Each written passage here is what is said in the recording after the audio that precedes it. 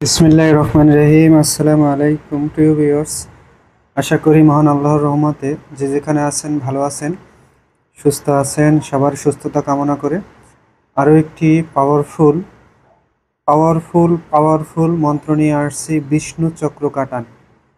আশা করি ইউটিউবের মাঝে এমন কোনো মাইকা লাল, এমন কোনো মায়ের বেটা নাই যে দেশে এই মন্ত্র অন্তপক্ষে। হয়তো এই মন্ত্রটা দেওয়ার পর অনেক কবিরাজ, এমনকি আমার গুরুদেবও আমারে ভুল বুঝতে পারে। তাই সবার কাছে অনুরোধ, ভিডিও শুরু থেকে শেষ পর্যন্ত কথাগুলো শুনবেন। ভিডিও একটু বড় হতে পারে, আমি মানুষের উপকারের স্বার্থে দিতেছি। তাতে আমার যা হয় হোক, মানুষের কল্যাণে করতে পারলেই আমার ক্ষতি হয় হোক, তো মানুষের উপকার হোক এই স্বার্থে দিতেছি। তাই ছোট বড় সবার কাছে অনুরোধ থাকবে, যে যেখানে বসে আমার ভিডিও দেখেন শুরু থেকে শেষ পর্যন্ত দেখবেন। সবার কাছে অনুরোধ, অবশ্যই চ্যানেলটি সাবস্ক্রাইব করবেন, সবার মাঝে পৌঁছে দেবেন, যেন মানুষে যেন ভালো থাকতে পারে, মানুষে ভালো কিছু করতে পারে। শুরু করছি ভিডিও, সবাই থাকেন সঙ্গে এবং কথাগুলো অবশ্যই শুনবেন। এই বিষ্ণু চক্র কাটান দিয়ে কি কি করতে পারবেন? মনে করেন কাউকে জিন ধরেছে, কাটান করতে পারবেন।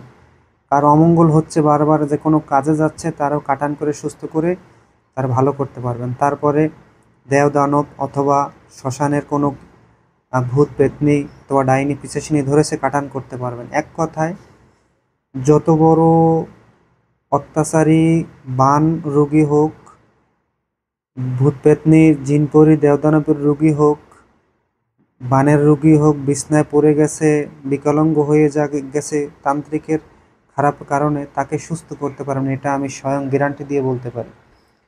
মনে করেন আপনার স্ত্রী পালিয়ে গেছে, একজনে ক্ষতি করে, কবিরাজি ক্ষতি করে নিয়ে গেছে, তাকেও সুস্থ করতে পারবেন। তাকেও যদি কাটান করেন, তার তাৎক্ষণিক সে মায়াটা কেটে যাবে। যে কোনো ধরনের মায়া কেটে যাবে। মন্ত্রটা পড়লেই বুঝতে পারবেন যে মন্ত্রটায় কি আছে।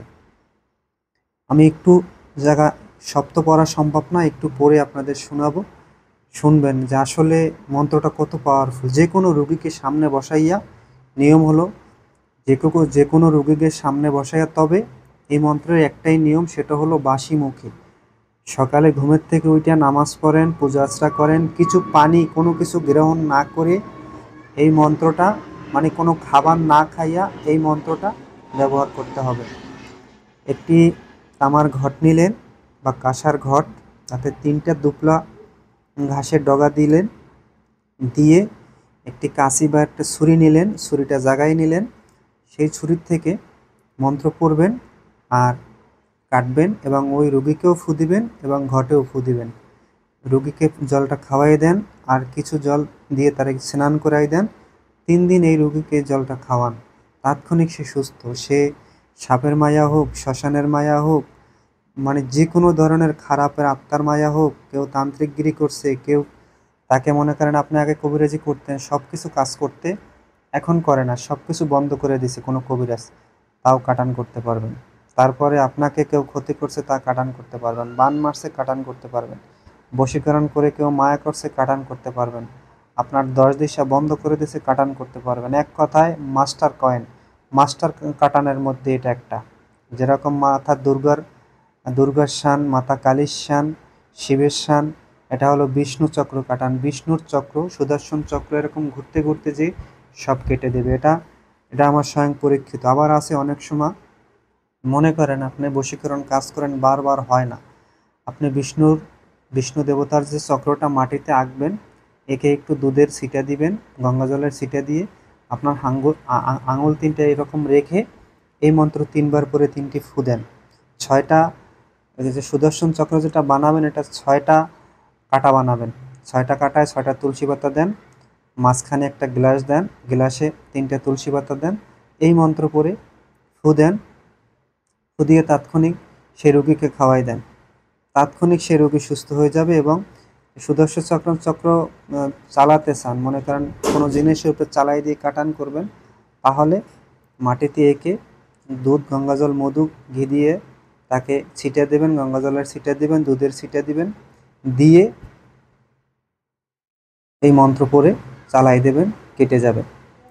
কয়েকটা নিয়ম আছে, মনে করেন সুদর্শন চক্র মাটিতে এঁকে কাচের গ্লাসে জল রেখে তুলসী পাতা 3টে দিয়ে সেখানেও কাটান করতে পারবেন।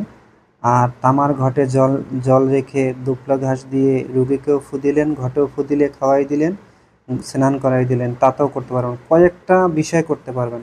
আবার হাতে সুদর্শন চক্র চালান করে দিতে পারবেন। এই মন্ত্র মাধ্যমে সুদর্শন চক্র চালান করে দিতে পারবেন। হ্যাঁ, মন্ত্রের ভিতরে রুগীর নাম বলবেন। এখানে আমার গুরুদেবের নাম দেয়া আছে, এখানে সেই রুগীর নামটা বলবেন অবশ্যই। হ্যাঁ, বলতে পারেন আমার গুরুদেব অনেক ভালো মানুষ এবং তার মানসিক অবস্থাও অনেক ভালো। আমি সর্বদা তার জন্য দোয়া করি, কারণ গুরু ছাড়া পৃথিবীতে কিছুই হয় না। হয়তো গুরুর যে করা লাগে, আজ্ঞা করা লাগে, সেটা আমি করতে পারি নাই। চেষ্টা করব আমি দ্রুত ইন্ডিয়া যাওয়ার জন্য আবার তার কাছে। এটা আমার আশা আছে, ভিসা লাগানোর জন্য চেষ্টা করতেছি। তাই সবার কাছে একটা কথাই বলি ভিডিওর মাধ্যমে, গুরু ছাড়া কিন্তু কোনো কাজ হবে না। গুরু মন্ত্র জপ করেন, গুরুর গুরুর গুরুর প্রতি করেন, গুরুর গুরুর প্রতি যদি মায়াশীল না করেন, গুরুর প্রতি যদি ভক্তি শ্রদ্ধা না করেন, তাহলে কিন্তু কোনো কাজে ফায়দা আসবে না। মনে রাখবেন, গুরু ভক্তি কিন্তু সবচেয়ে বড় ভক্তি। আশা করি সবাই বুঝতে পারছেন। আর মন্ত্রের নিয়মটা তো সবাই বুঝতে পারছেন। যে কোনো কিছু কাটান করতে পারেন। আমি কিছু অংশ আপনাদের বলে দিই, নাম যেখানে সেখান থেকে বলি। মনে করেন আমার নাম, এখানে একজন আপনার নাম মনে করেন বশির। বশিরের অঙ্গে মস্তক বন্ধ চালান কাটিনু, 18 মোকাম বন্ধ কাটিনু, 80,000 ভারবান কাটিনু, লিঙ্গবান কাটিনু, শ্মশানের বন্দি কাটিনু, 3 রাস্তার বন্দি কাটিনু, 4 রাস্তার বন্দি কাটিনু, সীতাগণ্ডি কাটিনু, লক্ষণগণ্ডি কাটিনু, রামগণ্ডি কাটিনু, ভৈরবগণ্ডি কাটিনু, মাসান গণ্ডি কাটিনু, হনুমানের গণ্ডি কাটিনু, নারদ গণ্ডি কাটিনু, মহাদেবের বগাবগি গণ্ডি কাটিনু, ধর্মের গণ্ডি কাটিনু, দুর্গা গণ্ডি কাটিনু, মন্ত্রের বই বিক্রি করা কাটিনু, ইউটিউব মনে করেন যেটাই আপনার কবরস্থানের বন্দি কাটিনু, সলেমানের গণ্ডি কাটিনু, রামগণ্ডি কাটিনু, জিঞ্জিরা পিঞ্জিরা মন্দিরে গণ্ডি কাটিনু, 10 দিশা গণ্ডি কাটিনু, মানে যেটা আপনি বলবেন এখানে বিষয়টা সব বলে দেবেন। মনে করেন আকাশ পাতালের গণ্ডি কাটিনু, জলে কাটিনু, তন্ত্রমন্ত্র সর্ব শিক্ষা বন্ধ কাটিনু, গাছের মায়া রাশি বন্ধ কাটিনু, লক্ষ্মী বন্ধ কাটিনু, এগুলো সব বলে দেবেন। এই মন্ত্র স্বয়ং সিদ্ধি মন্ত্র। আমি কিছু হালকা বললাম ভিতর থেকে অল্প অল্প, যেটা আসলে বলাটা ঠিকও না, তারপরও বললাম। আর এটা দিলাম আপনি যে কোনো আপনার রাশি বন্ধ, আপনার বেচা কিনা বন্ধ, আপনার আগে সব কিছু চলতে এখন সব বন্ধ, সব কিছু করতে পারবেন এটা দিয়ে, সব কাটতে পারবেন। অবশ্যই সবার কাছে অনুরোধ থাকবে মন্ত্রটা পড়ে দেখবেন। ভালো থাকবেন, সুস্থ থাকবেন। আসসালামু আলাইকুম ওয়া রাহমাতুল্লাহ।